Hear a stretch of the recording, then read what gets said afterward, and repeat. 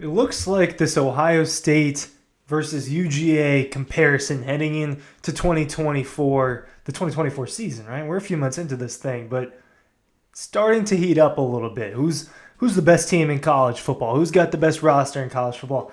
I made a video a few days ago, last week-ish. I don't know exactly when that was, but I made a recent video about how I do think Ohio State has the best roster. Oh, everyone freaked out, right? The people that don't watch the whole video were commenting. And look, it doesn't mean they're a better football team. It doesn't mean that Ohio State is better positioned. But look, they have a really good roster. And people are noticing. Greg McElroy, ESPN, he's big time on their podcast now. As far as he pretty much runs that college football podcast that they do. And he made a few comments about the Georgia Bulldogs and the Ohio State Buckeyes that are a little contradictory, but he did have big praise for Georgia. I'll read it for you. I'll read it for you right now. If you want to put Georgia in a league of their own, fine. Ohio State would at worst be 1B in my eyes to Georgia's 1A. So he views the Buckeyes in high regard. Look, I do too. Now, there's a few differences between Georgia and Ohio State. I'll get to that in a second. But here's another comment he made. It's hard for me to look at Ohio State and to not think to myself, they're probably the best team on paper. That statement, I'm going to read that again. I'm going to say that again. And I want you to stick with me because, yes, I do think Ohio State has the best roster on paper. Greg McElroy again. It's hard for me to look at Ohio State and not to think to myself, they're probably the best team on paper. There's a difference, right? There are several differences. One of them is Kirby Smart and Ryan Day. And we saw that in a head-to-head battle, Kirby Smart did win that. Dramatic, right? And now, what's the most important position on the football field? A quarterback. Carson Beck's the best quarterback in college football, right? I agree with it. That's what the headlines are. Will Howard, good quarterback, good college football quarterback, transferring over. It's not like that most of the time with transfers.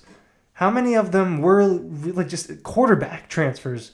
Where it's just from the jump, absolute, just balling out, especially on a championship level, right? Now that we get to see the transfer portal a little bit more and year out, we can see how successful that ends up being. But I don't know, like Dylan Gabriel is a guy that's transferring to Oregon. Is that going to work super fast for them, right? It took Bo Nix a year to really get integrated into that system, right? And obviously Dan Lanning and company were integrating themselves as the coaching staff. But it does, Joe Burrow, he was very good his first year at LSU. He wasn't what he was in 2019.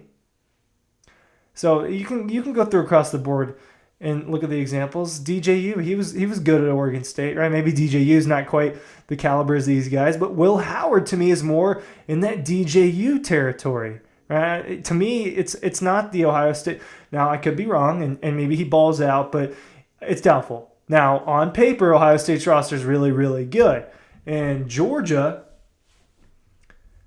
also really, really good. And that's my point. It's a marginal difference. When I say this, that I think I kind of agree about Ohio State on paper, it's not significant, right? They just have a lot of high-end talent. When you look at that receiver core, when you add a Caleb Downs, the running back room, the offensive line, a year older together, right? A lot of those guys coming back. A couple of serious impact guys on defense, another big-time guy in the secondary, all over the place. They've got more top-end talent, right? Georgia, I think, has more depth to it. I think that across the board, it's a little bit more evened out, and where Ohio State struggles, Georgia doesn't really struggle anywhere necessarily, and they're kind of just good across the board. Georgia being in a league of its own. That's the other part of this conversation that we need to have. Is that true? Ryan Curley from Dawg Post here, talking about Georgia, talking about Ohio State and Georgia again, right? And I want to talk about a couple other teams. Is it going to be Oregon? Is it going to be Texas? Is it going to be Alabama, Ole Miss? Are we being ignorant, just kind of assuming this Ohio State versus Georgia thing? There's a 12-team playoff. Georgia and Ohio State might not even play, right? Their paths might not even cross. So is this pointless? it won't be pointless when we're on a week-to-week basis and we're ranking these teams, and that's what the argument's about. Who's the number one team in college football? Oh, let's just wait until November. And you do kind of have to wait until November to really find out some of those things, but have a feeling that if Georgia and Ohio State are both dominating, right, at the beginning of the season, it's going to be who's number one, right? And they're going to lean towards Georgia because when you pull up their two schedules, Georgia has a higher chance of being ranked one based off of the potential resume.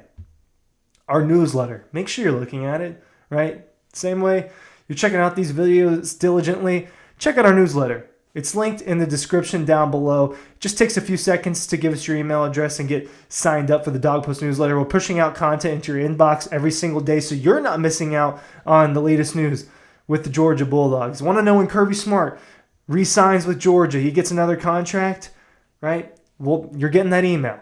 You're getting that buzz, and it's coming from us.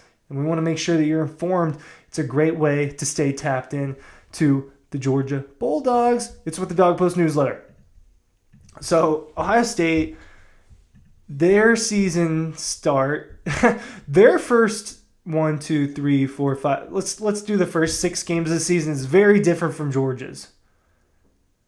It ends with Oregon being the 6th game of the season for Ohio State. But if you just go through it, home against Akron, home against Western Michigan, home against Marshall, easy, just 3-0. Good for Will Howard adjusting, right? I thought that it was good for Carson Beck to kind of dip his toes in the water against way worse competition. Then at Michigan versus Iowa, and then at Oregon, right? So those are the first 6 games. That's the first half of the regular season.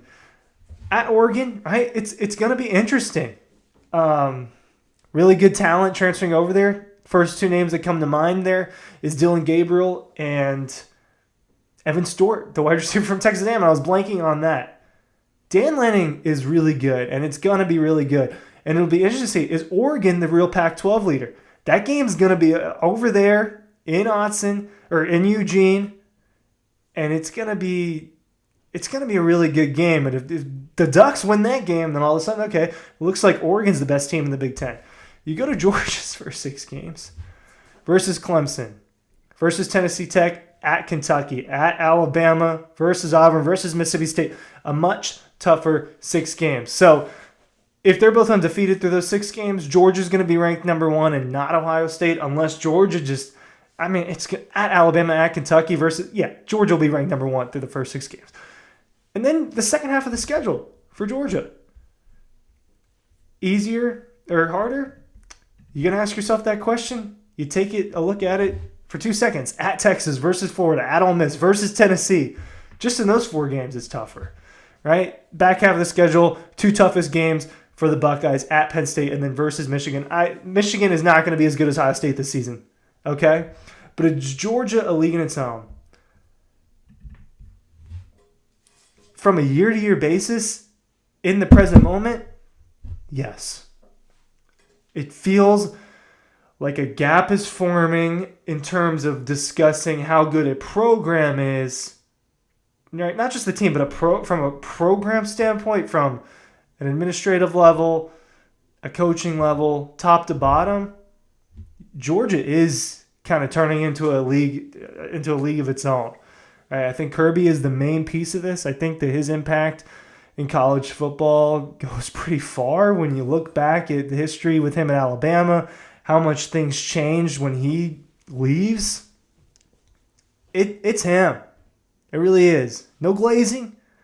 No, not doing too much. It's the truth. The difference is Kirby. The difference is the way things are done at Georgia. Competing year in, year out. He talked about that the other day, about the standard and all of that. And competing for a national championship is the standard. And it's as simple as that. And they want to do that every single year. Saying in a league of its own is a little bit of a stretch. But yes, Georgia's doing it better than anyone else, even if they don't have the best roster on paper. So don't misconstrue what I'm saying. And thank you for watching.